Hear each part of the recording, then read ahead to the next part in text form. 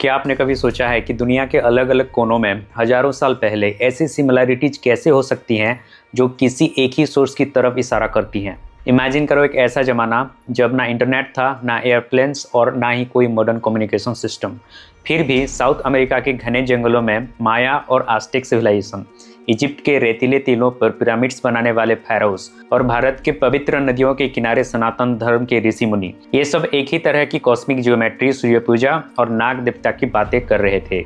ये कोई कोइंसिडेंस है या फिर इतिहास का वो सच जिसे वक्त के साथ दबाने की कोशिश की गई। सनातन धर्म, जिसे आज हम हिंदू धर्म कहने लगे हैं, ये सिर्फ एक रिलीजन नहीं बल्कि एक टाइमलेस फिलोसफी और कॉस्मिक साइंस है। सनातन का मतलब ही है जो ना शुरू हुआ और ना ही कभी खत्म होगा। पर सवाल ये उठता है कि जब ये परंपरा इतनी पुरानी और समृद्ध थी तो इसे मेन स्ट्रीम हिस्ट्री से साइडलाइन क्यों किया गया? क्यों कॉलोनियलिज्म, इन्वेजन और मॉडर्न यूरोसेंट्रिक नैरेटिव्स ने इस सच को दुनिया के सामने आने से रोका? उन्होंने हमें सिखाया कि सिविलाइजेशन की शुरुआत ग्रीस और मेसोपोटामिया से हुई, पर उन्होंने वो पुराने फुटप्रिंट्स छिपा दिए जो सीधे भारत के ज्ञान से जुड़े थे। चलिए एक सफर पर चलते हैं और मिलाते हैं आपस में जुड़े वो तार जो पूरी दुनिया को एक धागे में पिरोते हैं। सबसे पहले बात करते हैं माया सिविलाइजेशन की। सेंट्रल अमेरिका के जंगलों में बसी माया संस्कृति अपने एस्ट्रोनॉमिकल कैलकुलेशंस और आर्किटेक्चर के लिए जानी जाती है। उनके मंदिर बिल्कुल भारत के गोपुरम और शिखर से मिलते जुलते हैं। माया लोग एक ऐसे देवता की पूजा करते थे जिसे कुकुलकान कहा जाता था, एक फेदर सर्पेंट। अब जरा अपने ध्यान को भारत की तरफ मोड़िए।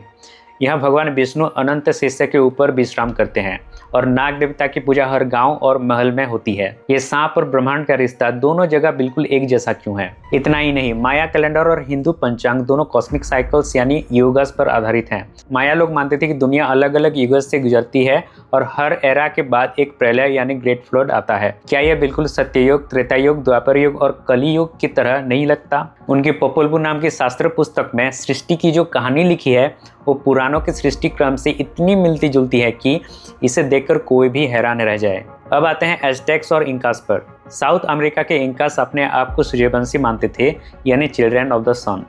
उनका सबसे बड़ा फेस्टिवल था इंती रियामी, जो कि सूर्यदेव की पूजा का महापर्व होता है। बिल्कुल वैसे ही जैसे भारत में छठ पूजा और मकर संक्रांति पर सूर्य भगवान की आराधना की जाती है। उनके पास सूर्य मंदिर थे और वो सूर्य को ही क्रिएशन का मुख्य स्रोत मानते थे। ये सारे धागे एक ही तरफ इशारा करते हैं। दुनिया भर में फैली ये प्राचीन परंपराएं आपस में जुड़ी हुई थी, लेकिन जब कॉलोनियल पावर्स ने इन सिविलाइजेशंस पर कब्जा किया, उन्होंने उनके टेक्स्ट जला दिए, उनके मंदिर तोड़ दिए और उन्हें प्रिमिटिव कहकर उनका इतिहास मिटा दिया। लेकिन कहानी यहाँ खत्म नहीं होती। अगले हिस्से में हम देखेंगे कि कैसे इजिप्ट, सुमेर और यूरोप के प्राचीन मिथोलॉजीज में भी सनातन धर्म का ज्ञान छुपा हुआ है और कैसे इस ज्ञान को सिस्टमैटिकली दबाने की कोशिश की गई। सबसे पहले बात करते हैं एंशिएंट इजिप्ट की। पिरामिड्स और स्फिंक्स के लिए मशहूर ये सिविलाइजेशन कॉस्मिक अलाइनमेंट पर चलती थी। लेकिन क्या आपने कभी ध्यान दिया है कि इजिप्शियन पैंथियन में कितने ऐसे सिंबल्स हैं जो सीधे हिंदू आइकोनोग्राफी से मिलते हैं? लोडिफिकेशन एंड प्योरिटी। इजिप्ट में लोटस को रिबर्थ और क्रिएशन का सबसे बड़ा प्रतीक माना जाता था। उनके देवता होरस और नेफरतम लोटस से ही प्रकट होते हैं। बिल्कुल वैसे ही सनातन धर्म में भगवान ब्रह्मा कमल के फूल पर विराजमान होते हैं और लोटस प्यूरिटी और कॉस्मिक क्रिएशन का सबसे बड़ा सिंबल है। The cosmic eye, Egyptian eye of Horus protective energy और डिवाइन विजडम का प्रतीक है। ये बिल्कुल भारत के तीजा नेत्र यानी थर्ड आई ऑफ शिवा और आज्ञा चक्र के कॉन्सेप्ट से मिलता जुलता है। Sacred bull and cow. Egypt में एपिस बुल की पूजा होती थी जिसे डिविनिटी का रूप माना जाता था। क्या ये भगवान शिव के नंदी की याद नहीं दिलाता? साथ ही हाथोर को एक डिवाइन काउ गॉडेस के रूप में पूजा जाता था, जो गौ माता के पवित्र और मैत्रीय रूप का ही एक विश्वव्यापी रूप लगता है। अब आते हैं मेसोपोटामिया और सुमेरिया पर।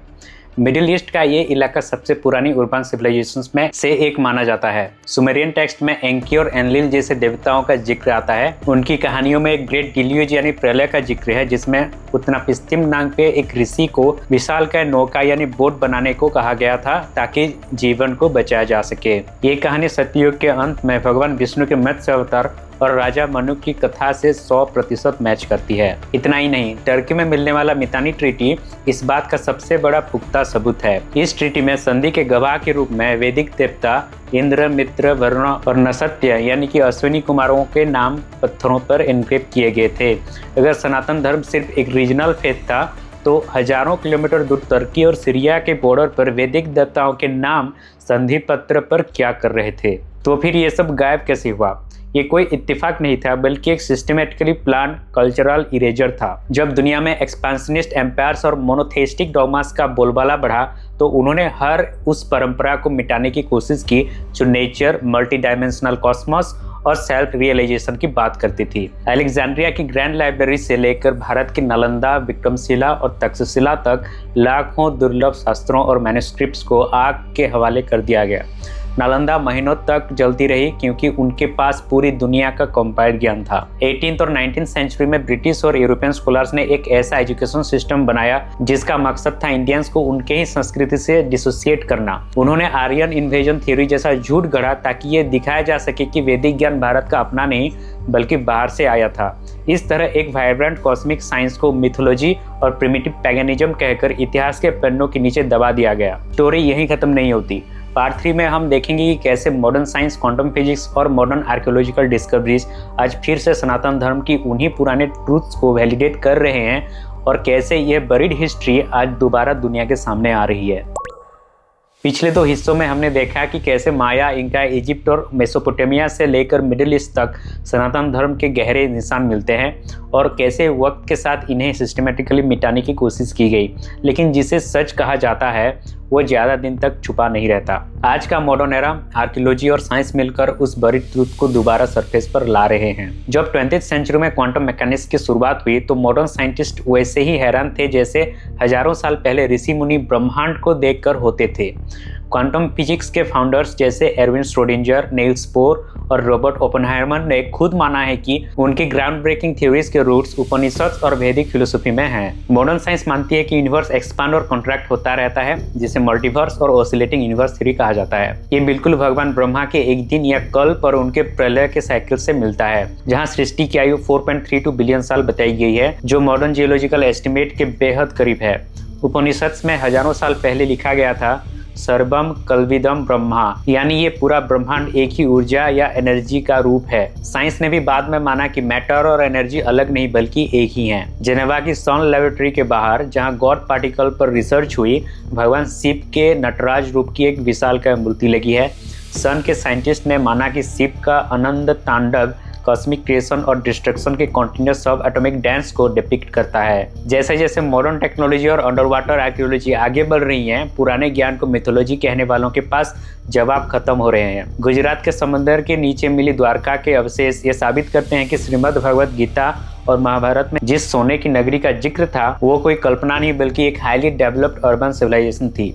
सैटेलाइट इमेजरी और इसरो की रिसर्च ने ये प्रूव कर दिया है कि ऋग्वेद में जिक्र की गई प्राचीन सरस्वती नदी वाकई बहती थी और लगभग 4000 BCE के पास ड्राइंग साइकिल से गुजरी। कॉलोनियल रूल ने हमें ये सिखाने की कोशिश की कि हमारी संस्कृति बैकवर्ड थी।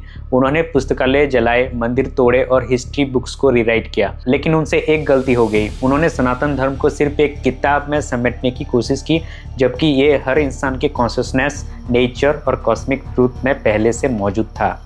सनातन धर्म किसी एक प्रोफेट, एक बुक या एक रिजिड रूल बुक पर टिका नहीं है।